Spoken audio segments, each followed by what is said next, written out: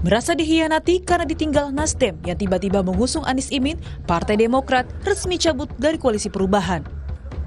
Terkait hal itu, kini isu wacana pembentukan poros baru koalisi di Pilpres 2024 berhembus. Terlebih, belum ada kepastian dari PKS tentang dukungannya terhadap Anies dan Muhaimin Iskandar sebagai capres dan bakal cawapres. PKS sudah 2 kali tidak terlihat mendampingi Anies Baswedan, yaitu saat deklarasi bersama Muhaimin hingga rapat perdana Nasdem dan PKB kemarin. Musyawarah Majelis Syuro yang ke-8, PKS telah menetapkan Bapak Anies Rashid Baswedan sebagai bacapres yang diusung oleh PKS.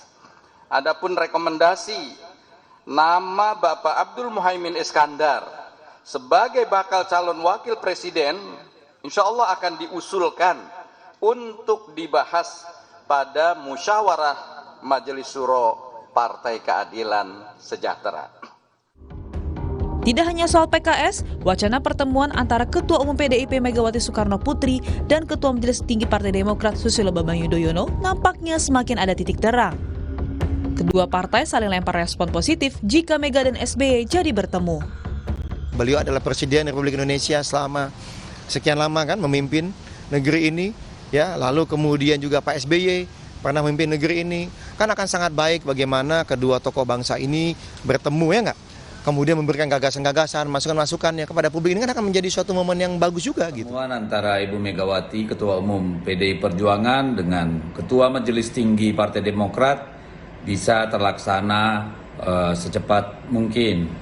Tetapi layaknya sebuah hubungan yang harus dibangun dengan fondasi yang kokoh, tentu perlu waktu dan tahapan-tahapan.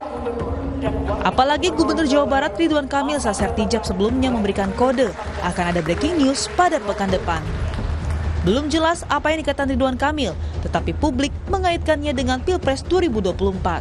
Kami mohon doa, takdir kami kemana kami tidak tahu, ya. Tapi insya Allah Allah memberikan yang terbaik. Tapi kalau minggu depan ada breaking news, ya mohon dimaklumi. Kodenya itu aja. Terima kasih. Dinamika jelang pendaftaran Pilpres terus mencair. Satu-satunya partai di parlemen yang belum berkoalisi adalah Demokrat. Akankah Demokrat bergabung dengan Koalisi Indonesia Maju yang mengusung Prabowo? Atau bergabung dengan PDI Perjuangan mendukung Ganjar? Atau justru membentuk poros koalisi baru? Tim Liputan, Kompas TV. Saudara, dinamika koalisi partai politik jelang Pilpres 2024 masih terus mencair. Bahkan sebelum pendaftaran ke KPU semuanya masih serba mungkin untuk berubah. Dan sejauh ini memang sudah ada 3 poros koalisi yang terbentuk. Tapi apakah mungkin poros koalisi baru di Pilpres 2024 ini bisa terjadi? Lalu bagaimana pula dengan komunikasi politik antar parpol sejauh ini? Pagi ini kita akan bahas dengan sejumlah narasumber. Di antaranya ada anggota Dewan Pembina Partai Gerindra Andre Rosiade. Ada juga politisi senior PDI Perjuangan Andreas Hugo Parera dan juga ada pengamat politik Universitas Al-Azhar Indonesia Ujang Komarudin. Selamat pagi Bang Andre, Bang Andreas, Kang Ujang.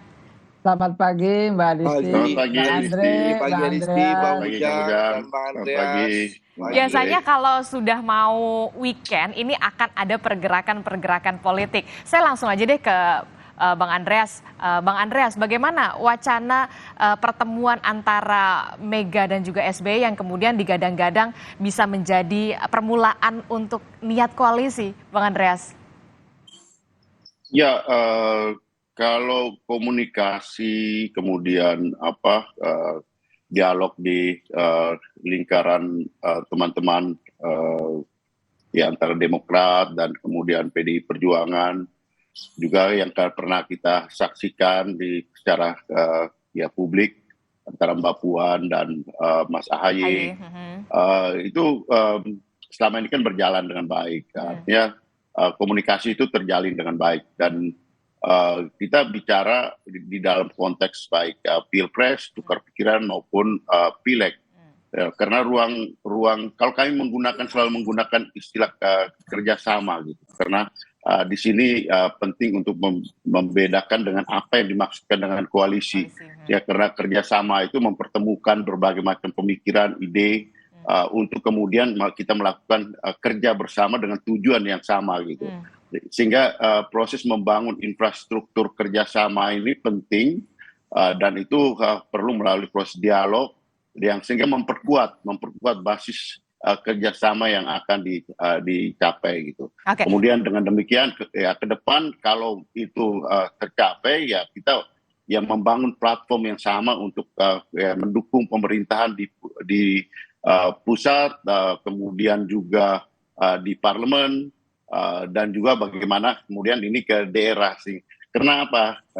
Bagaimanapun politik hari ini atau perkembangan kemajuan bangsa itu hari ini sangat ditentukan juga oleh bagaimana kita memilih pemimpin gitu. Oke. Jadi tidak hanya sekedar kita bertemu untuk bicara tentang bagi-bagi kursi kekuasaan, tetapi kita bicara tentang bagaimana membangun suatu pemikiran yang sama, ide-ide untuk kemudian dengan itu kita mulai melakukan action kerjasama, dan itu yang selama ini dilakukan oleh PDI Perjuangan bersama dengan partai-partai maupun kelompok-kelompok masyarakat yang bersama mendukung Mas Ganjar. Oke, tapi Bang Andreas, ada kode-kode sebenarnya yang sudah dicuatkan oleh Partai Demokrat, terutama untuk kemarin begitu ya, dari Mas Andi Arief yang menyatakan bahwa memang sepertinya nih Demokrat, PDI Perjuangan, dan juga P3 ini dekat kantornya. Apakah ini juga menjadi pertanda kemudian ini semakin menguatkan sinyal-sinyal kerjasama?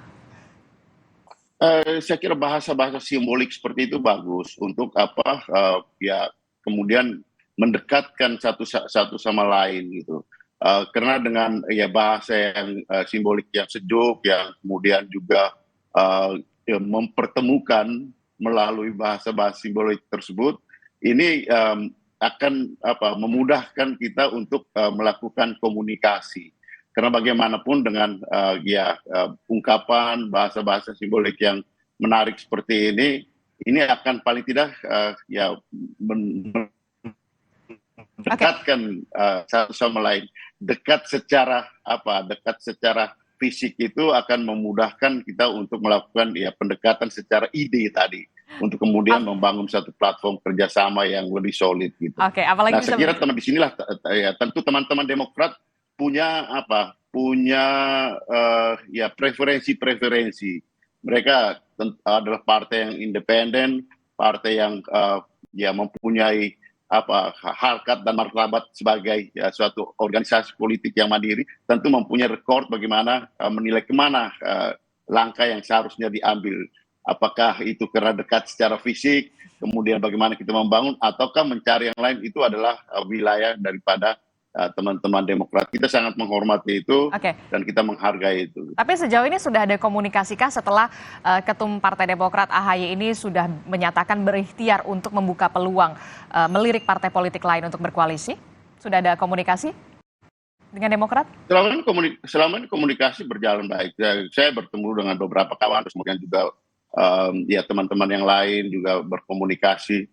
Nah ini kan juga merupakan suatu upaya untuk membangun kesepahaman, mempertautkan, mempertemukan berbagai macam pemikiran dan ide, saling memahami itu penting untuk kemudian membangun apa yang disebut dengan trust building, kan, ya saling percaya satu sama lain.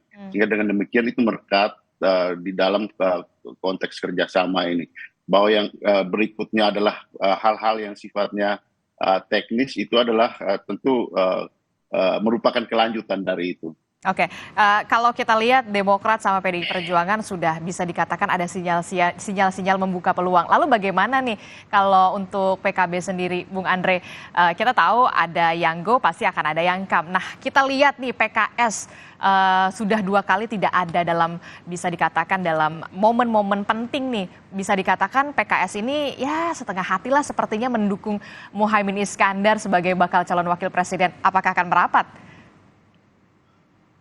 Yang pasti saat ini kami terus melakukan konsolidasi dengan para pendukung Pak Prabowo maupun partai pendukung. Itu yang fokus kami. Contohnya sekarang Mbak Disti, saat ini saya ada di Kabupaten Dharmasraya. Dari kemarin sampai hari ini insya Allah saya akan berkunjung hampir 16 titik di Kabupaten Dharmasraya. Lanjut ke Kabupaten Sijunjung sekitar 5 titik. Ya sampai nanti malam berarti ada sekitar 20 titik yang saya kunjungi dalam 2 hari ini. Ini menunjukkan apa? Bahwa kami terus melakukan konsolidasi, bertemu dengan masyarakat dalam rangka meningkatkan elektabilitas Pak Prabowo. Nah, komunikasi partai politik tentu dilakukan terus oleh pimpinan Partai Gerindra.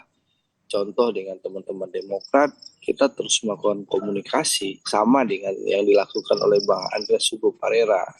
Komunikasi kita lakukan terus, tapi tentu ya seperti sama pertemuan-pertemuan yang tidak diekspos, komunikasi dilakukan dalam rangka menambah kekuatan koalisi.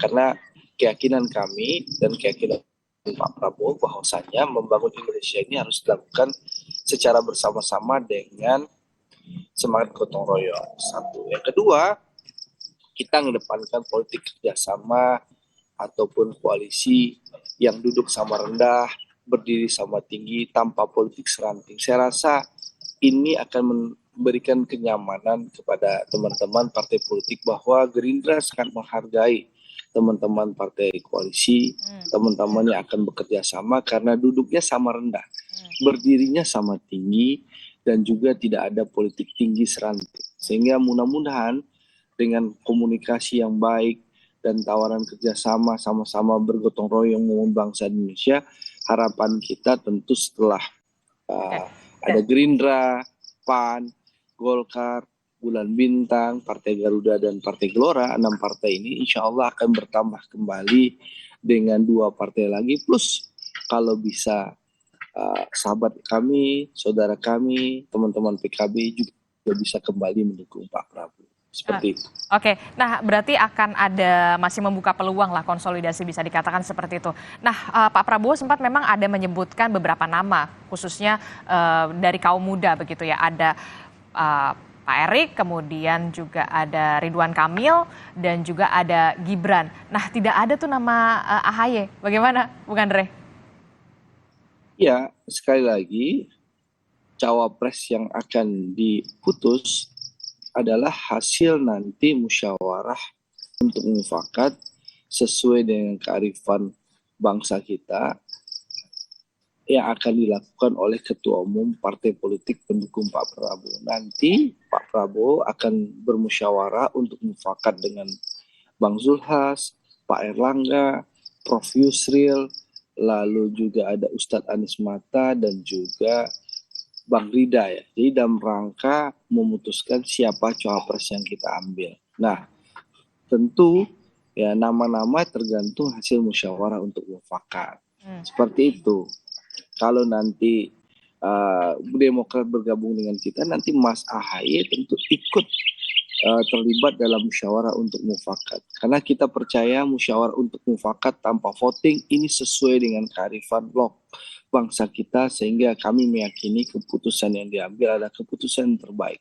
Cawapres yang dipilih adalah cawapres yang didukung dan disetujui oleh seluruh partai pendukung Pak Prabowo. Seperti itu. Oke, kalau dengan PKS sendiri bagaimana? Kalau banyak yang menyatakan atau bisa memikirkan lah ya, mengasumsikan nampaknya PKS ini setengah hati nih mendukung Muhaimin Iskandar. 2 momen penting aja tidak hadir. Demokrat sendiri bagaimana? Gerindra sendiri bagaimana? Apakah membuka tangan untuk kembali PKS jika memang mau berkoalisi, CLBK gitu maksudnya? Ya, kami menghormati PKS ya. Tapi sekali lagi kan PKS sudah punya koalisi dengan teman-teman Nasdem. Kami tidak ingin mengganggu, merusak hubungan koalisi PKS dengan teman-teman Nasdem yang bergabung dalam koalisi perubahan. Kalau komunikasi baik ya, kita dengan seluruh partai politik yang ada di parlemen komunikasinya baik. Ya, tidak ada satupun permasalahan komunikasi Gerindra dengan partai-partai yang lain, termasuk dengan partainya Bang Andreas Hugo Parera. Komunikasi Mbak Puan dengan Bang Dasto, komunikasi Pak Muzani dengan Mas Hasto, itu sangat baik. Saya dengan Bang Andreas Hugo Parera tidak ada masalah. Gerindra dan PDI komunikasi sangat baik. Hubungannya seperti kakak dan adik. Bahkan Pak Prabowo itu sangat menghormati Ibu Mega. Pak Prabowo sudah menganggap Ibu Mega seperti kakak sendiri. Bahkan saat ini Pak Prabowo masih menunggu kelonggaran waktu Bu Mega untuk bertemu. Intinya apa? Gerindra punya hubungan yang baik. Gerindra punya komunikasi yang baik dengan seluruh partai. Kami tidak ada permasalahan dengan partai manapun yang ada. Tapi sekali lagi tentu kami menghormati koalisi PKS dengan koalisi perubahan. Kecuali nanti PKS menyatakan keluar dari koalisi perubahan, baru tentu kita akan bangun komunikasi yang lebih serius lagi dengan partai-partai yang jomblo gitu dalam tanda kutip ya. Tapi kalau partai-partai sudah punya pasangan Nanti atau dulu lah punya ya. Ada etikanya begitu ya, Bung sudah Andrea. mengikat janji, tentu kita tidak akan mengganggu. Ini ada etika dan adab. Jangan sampai kita ya seperti tuduhan-tuduhan orang kita ingin memecah belah gitu lah. Padahal politiknya Gerindra ini politik persatuan, bukan memecah belah. Politiknya Pak Prabowo ini politik merangkul, bukan memukul. Seperti itu Mbak Adis. Oke, saya langsung ke Kang Ujang deh. Kang Ujang gimana nih dari kacamata Kang Ujang sendiri mencermati kemudian situasi politik saat ini. Demokrat menyatakan memang tengah berikhtiar untuk berkoalisi, membuka peluang berkoalisi dengan parpol lain. Tentu PDI Perjuangan membuka tangan juga, Gerindra juga. Seperti apa Kang Ujang? Ya tentu ke depan akan semakin menarik ya terkait dengan skema atau pola atau postur koalisi yang akan dibangun oleh capres dan cawapres termasuk oleh petinggi partai. Nah, saya melihatnya bahwa apa yang dilakukan oleh Demokrat ya tentu sedang mengkalkulasi ya, menghitung secara matang, secara rasional langkah-langkah politik ya yang akan dipilih. Karena apa? Karena saat ini kan lagi katakanlah merasa sakit hati ya, lagi down, maka harus move on dalam konteks untuk bisa membangun koalisi yang baru. Nah, kelihatannya kan tidak mungkin lagi mendukung Anies Caimin ya, sudah menyatakan keluar, maka pilihannya kan ada dua poros yang bisa bergabung, yaitu poros Pak Prabowo dengan pasangannya nanti, lalu poros Pak Ganjar. Nah, saya melihat kalkulasinya kemana arah dukungan Demokrat, tentu kita tunggu saja Pak SBY sebagai Ketua Majelis Tinggi arahnya kemana. Apakah nanti akan bergabung dengan partainya Bang Andreas ataukah partainya Bang Andre, kita tunggu. Tentu kalkulasinya harus matang ya, karena begini, dalam koalisi itu kan harus menang, harus nyaman juga, menang dan nyaman. Kalau berkoalisi tidak nyaman juga susah, dan kalau koalisi kalah juga agak berat. Oleh karena itu ya kalkulasi matang dan rasional itu sekarang mungkin sedang didalami oleh Pak SBY dan seluruh kekuatan partai Demokrat untuk tadi ya, agar ketika sudah memilih koalisi yang baru tidak lagi kecewa dan tentu ingin menang. Karena katakanlah sudah 2 periode ini puasa ya, sudah menjadi oposisi, maka dalam konteks pertarungan politik itu kan merebut kekuasaan. Tugas partai politik salah satunya fungsinya adalah mengikuti pemilu, merebut kekuasaan dengan cara-cara konstitusional. Oleh karena itu 2024 ini peluang semua partai politik untuk membuktikan diri untuk menjadi pemenang. Tentu tadi bergabung dengan salah satu koalisi yang sudah terbentuk atau membangun koalisi baru. Nah, kalau terkait dengan PKS, ya saya melihatnya kalau PKS ya kan PKS itu tanda petik ya itu identik dengan Anies. Pilkada 2017 mati-matian mengusung Anies dan menang, katakanlah ketika menjadi gubernur pun Anies dijagain gitu ya dari serangan-serangan lawan politik. Maka ketika misalkan Anies dengan Cak Imin pun kata Kompas tadi mengatakan walaupun setengah hati, kata Mbak Adisti ya, walaupun PKS setengah hati mendukung Cak Imin, tetapi bukan faktor Cak Iminnya, faktor Aniesnya. Karena kita tahu bahwa elektabilitas PKS itu salah satunya didorong kenaikannya itu oleh faktor Anies. Maka ketika PKS itu keluar, katakanlah dari Anies itu rugi. Nggak ada daya tawar lagi begitu Mas? Ya, saya sih melihatnya seperti itu, Mbak Adisti. Oke, nah kalau kita tadi Kang Ujang menyatakan ada kalkulasi yang paling realistis ini Demokrat kemana nih? Ke koalisi Prabowo kah atau ke koalisi Ganjar kah? Karena kita tahu Demokrat bisa dikatakan ya mohon maaf ya sudah tidak ada lagi daya tawar. Ya, dua-duanya pernah punya masalah di masa lalu. Itu kan politik biasa dan hal yang normal dalam politik. Partai politik itu pasti akan berkonflik, tetapi bagaimana menjalankan manajemen konflik yang bagus. Nah, 2004 punya hubungan yang tidak baik antara Bu Mega dengan Pak SBY. Ya mudah-mudahan ke depan bisa baik. Nah, kalau bisa baik itu kan apa yang dikatakan Mbak Desi tadi bisa menjadi permulaan dari pembentukan pembangunan koalisi gitu. Tetapi kalau hubungannya terus tidak bagus, agak sulit untuk bisa masuk ke koalisi Ganjar. Nah, lalu dengan Gerindra juga hampir mirip sama ya. 2019 punya persoalan, yaitu ketika AHY tidak jadi cawapresnya Pak Prabowo, di situ juga ada konflik yang lumayan keras ketika itu. Tetapi itu kan sudah selesai ya, sudah beres. Tentu semua partai politik akan menghadapi masa-masa tantangan yang baru ke depan untuk bisa naik agar naik suaranya. Lalu di saat yang sama juga ingin menang. Nah, kemana kira-kira kalau kita bandingkan antara poros Ganjar atau poros Pak Prabowo? Nah, kalkulasinya begini, yang jelas Partai Demokrat itu sudah mentasbihkan diri sebagai partai oposisi. Nah, kenaikan suara atau elektabilitas dari Partai Demokrat itu pasti karena simbol partai oposisi itu. Nah, ketika misalkan partai oposisi bergabung dengan PDIP, katakanlah poros Ganjar, maka sesungguhnya itu menjadi sebuah kerugian bagi Partai Demokrat. Kenapa? Ya karena kok partai oposisi bergabung juga dengan partai pemerintah, partai pemenang pemilu, yaitu the ruling party PDIP. Nah, itu yang menurut saya harus dikaji ulang koalisi itu. Tapi di politik serba mungkin untuk bisa berkoalisi dengan PDIP, tetapi tadi kalkulasi tanda petik partai oposisi itu ya menjadi kayak kelihatannya benteng ya, barrier untuk bisa bergabung dengan PDIP. Nah, kalau dengan Pak Prabowo mungkin lebih cair ya, walaupun ada masalah di 2019 lalu. Karena bagaimanapun Gerindra itu ya bermain di tengah Gerindra itu. Pak Prabowo main di tengah, Gerindra main di tengah, jadi lebih bisa diterima mungkin oleh Partai Demokrat. Walaupun memang ya pilihannya tentu ada Partai Demokrat itu sendiri, mau bergabung kemana. Oke, mengutip pernyataan dari Kang Ujang, segala kemungkinan bisa terjadi. Nah, yang kemudian jadi pertanyaan, mungkin nggak nih ada pertemuan antara Mega dan juga SBY ini bisa terwujud? Nanti dijawab oleh Bung Andreas. Kita jeda dulu di Sapa Indonesia Pagi.